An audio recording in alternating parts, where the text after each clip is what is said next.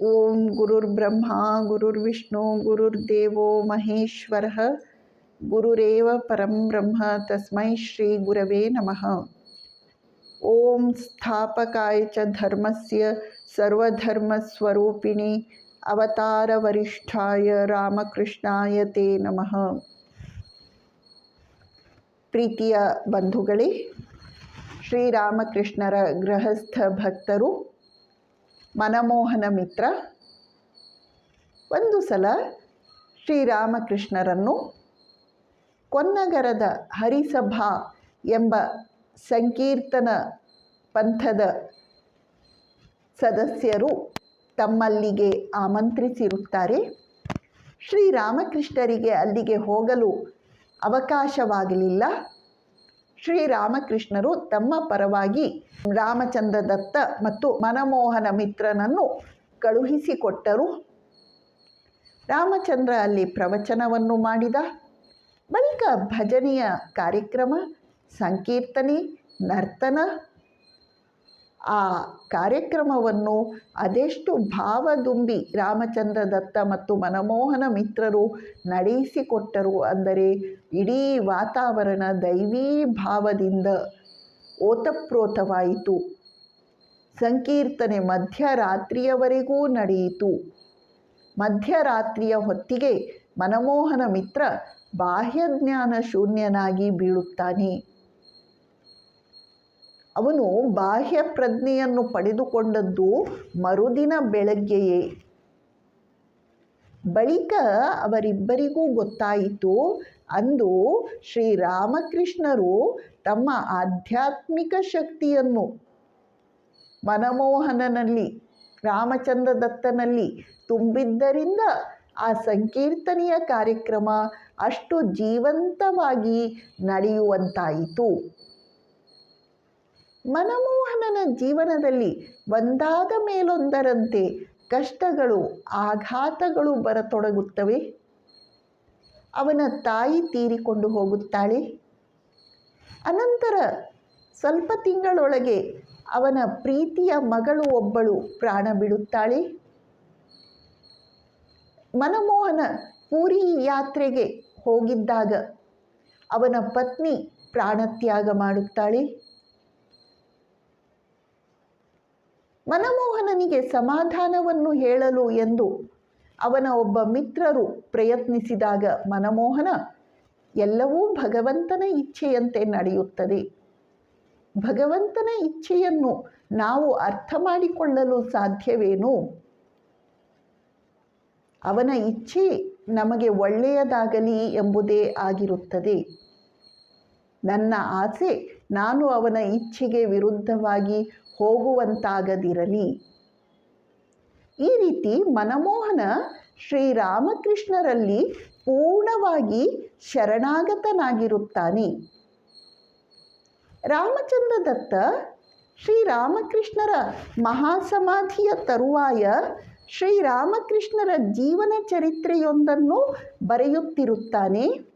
ಅದರಲ್ಲಿ ಶ್ರೀರಾಮಕೃಷ್ಣರ ಕಾಮಾರಪುಕುರದ ಜೀವನದ ವಿವರಗಳನ್ನು ಸಂಗ್ರಹಿಸಿಕೊಂಡು ಬರುವಂತೆ ಅವನು ಮನಮೋಹನನನ್ನು ಕಾಮಾರಪುಕುರಕ್ಕೆ ಕಳುಹಿಸುತ್ತಾನೆ. ಮನಮೋಹನ ಅಲ್ಲಿ ಕೆಲವು ವ್ಯಕ್ತಿಗಳನ್ನೆಲ್ಲ ಭೇಟಿಯಾಗಿ ಶ್ರೀರಾಮಕೃಷ್ಣರ ಬಾಲ್ಯ ಜೀವನದ ಘಟನೆಗಳನ್ನೆಲ್ಲ ಸಂಗ್ರಹಿಸಿಕೊಂಡು ಬರುತ್ತಾನೆ. ಜೊತೆಯಲ್ಲಿ ಅವನು ಕೆಲವು ಕಡೆಗಳಲ್ಲಿ ಶ್ರೀರಾಮಕೃಷ್ಣರ ಕುರಿತಾಗಿ ಪ್ರವಚನಗಳನ್ನೂ ಮಾಡುತ್ತಾನೆ. ಅವನು ಉತ್ತಮ ವಾಗ್ಮಿಯಾಗಿರುತ್ತಾನೆ. ತನ್ನ ಕಚೇರಿಗೆ ರಜೆ ಹಾಕಿ ಅವನು ಬೇರೆ ಬೇರೆ ಸ್ಥಳಗಳಿಗೆ ಸಂಚರಿಸಿ ಶ್ರೀರಾಮಕೃಷ್ಣರ ಜೀವನ ಸಂದೇಶಗಳನ್ನು ಪ್ರಚಾರ ಮಾಡುತ್ತಾನೆ. ಅವನ ಪ್ರಯತ್ನದ ಫಲವಾಗಿ ಘಟಾಲ, ಜೆಸ್ಸೂರು, ನವದ್ವೀಪ, ಮುರ್ಷಿದಾಬಾದ್ ಮತ್ತಿತರ ಕೆಲವು ಕಡೆಗಳಲ್ಲಿ ರಾಮಕೃಷ್ಣರ ಹೆಸರಿನಲ್ಲಿ ಆಶ್ರಮಗಳು ಅಥವಾ ಸತ್ಸಂಗ ಕೇಂದ್ರಗಳು ಪ್ರಾರಂಭ ಆಗುತ್ತವೆ. ಜೊತೆಯಲ್ಲಿ ರಾಮಚಂದ್ರ ದತ್ತ ತತ್ವ ಪ್ರಕಾಶಿಕ ತತ್ವ ಪ್ರಕಾಶಿಕ ಎಂಬ ಹೆಸರಿನ ಒಂದು ಪತ್ರಿಕೆಯನ್ನು ಶ್ರೀರಾಮಕೃಷ್ಣರ ಜೀವನ ಸಂದೇಶಗಳ ಪ್ರಚಾರಕ್ಕಾಗಿ ಹೊರಡಿಸಿರುತ್ತಾನೆ. ಆ ಪತ್ರಿಕೆಯಲ್ಲಿ ಮನಮೋಹನ ಶ್ರೀರಾಮಕೃಷ್ಣರ ಕುರಿತು ಹಲಕೆಲವು ಉತ್ತಮ ಲೇಖನಗಳನ್ನು ಬರೆದು ಕೊಡುತ್ತಾನೆ. ಮನಮೋಹನನಿಗೆ ಶ್ರೀರಾಮಕೃಷ್ಣರ ಯುವ ಶಿಷ್ಯರ ಕುರಿತು ಎಂದರೆ ಮುಂದೆ ಸನ್ಯಾಸಿಗಳಾಗಲಿರುವ ಶಿಷ್ಯರ ಕುರಿತು ಅಪಾರ ಪ್ರೇಮ ಗೌರವ ಇರುತ್ತದೆ. ಸ್ವಾಮೀಜಿಯವರ ಮಹಾಸಮಾಧಿಯಾದಾಗ ಅವನಿಗೆ ತುಂಬ ಆಘಾತ ಆಗುತ್ತೆ.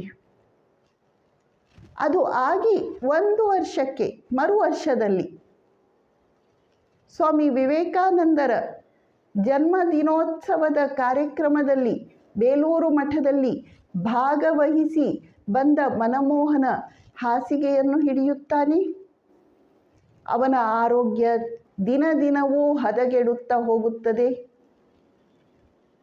ಅವನು ತನ್ನ ಜೀವನದ ಕೊನೆಯ 3 ದಿನಗಳು ನಿರಂತರವಾಗಿ ಒಂದೇ ಸಮನೆ ಜಪ ನಾಮಸ್ಮರಣೆಯನ್ನು ಮಾಡುತ್ತಲೇ ಇರುತ್ತಾನೆ. 4ನೆಯ ದಿನ ಅವನ ಧ್ವನಿ ಹೊರಟು ಹೋಗುತ್ತದೆ. ಆದರೆ ಅವನ ತುಟಿಗಳು ಅಲುಗಾಡುತ್ತಲೇ ಇದ್ದವು. ಅದನ್ನು ಗಮನಿಸಿದ ಭಕ್ತರು ತಾವು ಜೋರಾಗಿ ನಾಮಸ್ಮರಣೆಯನ್ನು ಪ್ರಾರಂಭಿಸಿದರು. ನಿರಂತರ ನಾಮಸ್ಮರಣೆಯನ್ನು ಮಾಡುತ್ತಾ ಮಾಡುತ್ತಾ ಮನಮೋಹನ ಮಿತ್ರ ಶ್ರೀರಾಮಕೃಷ್ಣ ಲೋಕವನ್ನು ಸೇರುತ್ತಾನೆ. ಶ್ರೀರಾಮಕೃಷ್ಣರಲ್ಲಿ ಆಳವಾದ ಶ್ರದ್ಧಾ ಭಕ್ತಿಯನ್ನು ಹೊಂದಿರುವುದಷ್ಟೇ ಅಲ್ಲ, ಜನಮನದಲ್ಲಿ ರಾಮಕೃಷ್ಣರ ಚಿಂತನೆಗಳನ್ನು ಪ್ರಚಾರ ಮಾಡುವಲ್ಲಿ ಮನಮೋಹನ ಮಿತ್ರನ ಪಾತ್ರ ಅವಿಸ್ಮರಣೀಯವಾದದ್ದು. ಅವನಿಗೆ ಹಲವಾರು ದೈವಿ ದರ್ಶನಗಳೂ ಆಗಿರುತ್ತವೆ. ಅವನು ಜಗನ್ನಾಥಪುರಿಗೆ ತೀರ್ಥಯಾತ್ರೆ ಹೋಗಿದ್ದಾಗ ಜಗನ್ನಾಥನ ಪೀಠದ ಮೇಲೆ ಅವನಿಗೆ ಶ್ರೀರಾಮಕೃಷ್ಣರ ದಿವ್ಯ ರೂಪ ದರ್ಶನವೇ ಆಗುತ್ತದೆ. ಒಮ್ಮೆ ಅವನು ಕಾಂಕುರ್ಗಾಚಿಯ ಶ್ರೀರಾಮಕೃಷ್ಣ ಯೋಗೋದ್ಯಾನಕ್ಕೆ ಬಂದಿದ್ದಾಗ ಅಲ್ಲಿ ಗರ್ಭಗೃಹದಲ್ಲಿ ಅವನಿಗೆ ಶ್ರೀರಾಮಕೃಷ್ಣರು ಮಂದಹಾಸದಿಂದ ಕುಳಿತಿರುವುದರ ದರ್ಶನ ಆಗಿ ಪರಮಾನಂದ ವಿಭೋರನಾಗುತ್ತಾನೆ. ಅವನಿಗೆ ಶ್ರೀಮಾತೆಯವರು ಲಕ್ಷ್ಮೀ ರೂಪದಿಂದ ದರ್ಶನವನ್ನು ಕೊಟ್ಟಿರುತ್ತಾರೆ.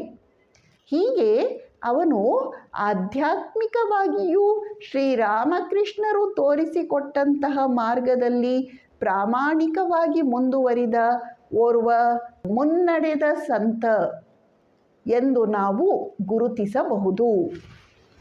ಓಂ ಶಾಂತಿ ಶಾಂತಿ ಶಾಂತಿ. ಹರಿ ಓಂ ತತ್ಸತ್. ಶ್ರೀರಾಮಕೃಷ್ಣಾರ್ಪಣಮಸ್ತು.